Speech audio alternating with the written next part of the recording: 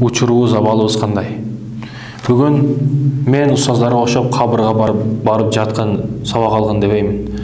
Өзүңүздүн үйүңүздө эле бир бөлмөгө кирип, светтерди өчүрүп жатып, эртең ушул караңгылык менин башыма келет го. Кабырдын караңгылыгы, күнөөнүн караңгылыгы, түндүн караңгылыгы биригет го. О пенде, бүгүн сен табытта бирөөнү көтөрүп алып кетип жатып, эртең сени да ошентип көтөрүп алып барыштарын эч ойлогон жоксуңбу?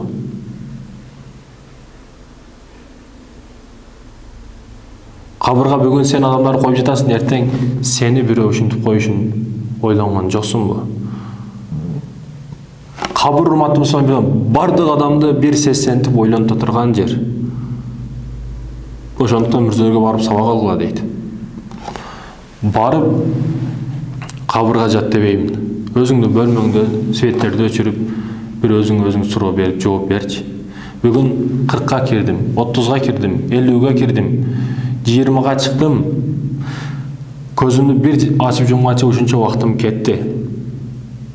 Мен жашоодо кандай эмнелерге жетиштим? Эмнени кылып атам? Бизнес десе, бизнесте дагы бир жыйынтык жаратпадым. Жакшылык десе, жакшылыкта бир жарышпадым. Илим десе, окууда дагы бир жыйынтыкка келбедим. Ийгиликке жетпедим. Убактым оюн, күлкү, жыргалчылык, кыздар, ичүү, чегүү, уктоо менен өмүрүм өтүп кетип жатабы? Міне Кудай, Аллах мени ушун үчүн жараткан беле. Мен негизи не максатта келдим бул жашоого? Эмне кылышым керек эле мен? Башынан максатты туура койдумбу мен? Менин максатым эмне өзү? Бул утурумдук жашоодо дүйнө, мал-мүлк, байлык деп чуркап, эртең асмандан да кенен болгон Аллахтын бейишиге барбай калсам, кирбей калсам, эң өкүнүчтүүсү ушул эмеспи?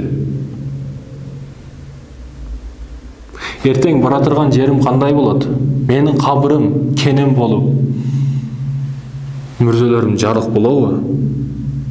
Ал учурда шафаат кыла турган кереметтүү Куран мага шафаат кылабы? Куранды окушту билеминби?